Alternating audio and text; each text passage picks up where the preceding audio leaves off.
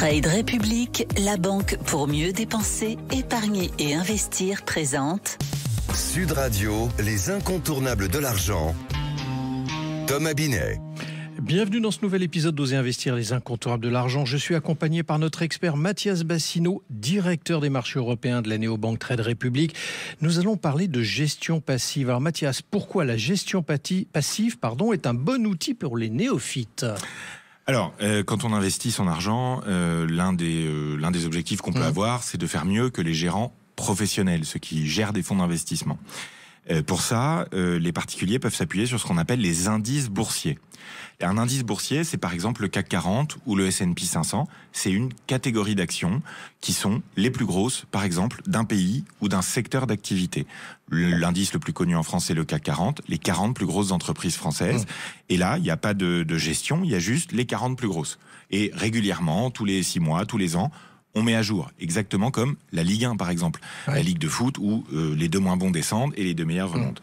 Ces indices boursiers, il est possible d'investir dessus directement, automatiquement, via ce qu'on appelle des ETF, les Exchange Traded Funds, les fonds cotés en bourse, qui viennent répliquer passivement, sans aucune action humaine, la performance d'un indice boursier.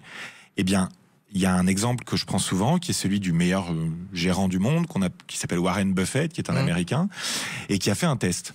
Il a fait un challenge aux États-Unis. Il a proposé aux gérants professionnels qui le souhaitaient d'essayer de faire mieux que le S&P 500, qui est l'indice des 500 plus grosses entreprises américaines. Et bien, surprise, il n'y a qu'un seul gérant qui a accepté d'essayer de faire mieux.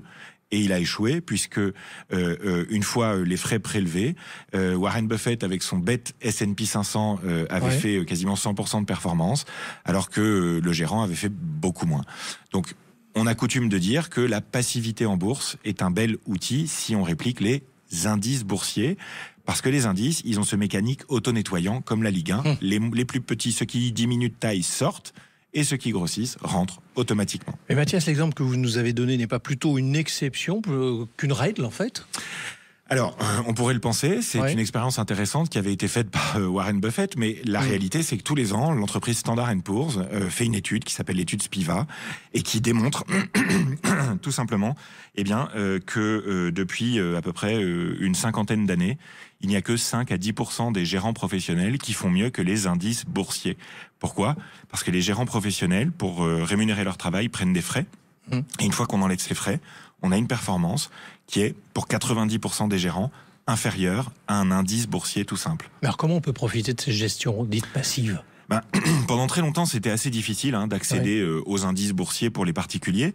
Aujourd'hui, il y a énormément d'ETF. Il y a plus de 2000 ETF qui existent en Europe. Donc des paniers d'actions, ces fameux qui répliquent les indices passivement. Vous avez très peu de frais, en général en moyenne 0,2% par an.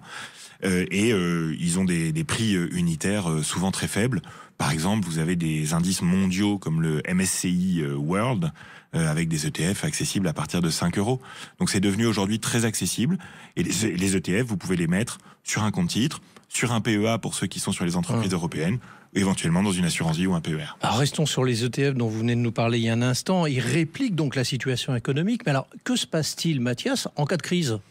Eh bien, on en a connu des crises. Le moins qu'on puisse dire, c'est que depuis, si on prend par exemple 1900, il y a eu énormément de crises, de guerres mondiales, des crises économiques majeures, des crises pétrolières, crises. Il y a eu une crise asiatique énorme. Enfin, il y a eu énormément de choses. La crise des subprimes. Avec tout ça, les indices boursiers, si on prend le plus grand, l'indice boursier du monde entier, par exemple, depuis 1900, en moyenne, c'est 6% par an. Donc, la réalité, c'est qu'avec cette mécanique auto-nettoyante des indices boursiers, vous avez, en général, la performance moyenne. Et cette performance moyenne, à long terme, elle est bonne tant que l'économie mondiale est en croissance. Merci Mathias pour votre analyse et on vous retrouve mardi prochain pour un autre numéro d'Oser investir les incontournables de l'argent. Et pour ce qui me concerne, je vous donne rendez-vous dimanche matin dès 9h30 sur Sud Radio. Sud Radio, les incontournables de l'argent. Thomas Binet. avec Trade République, la banque pour mieux dépenser, épargner et investir.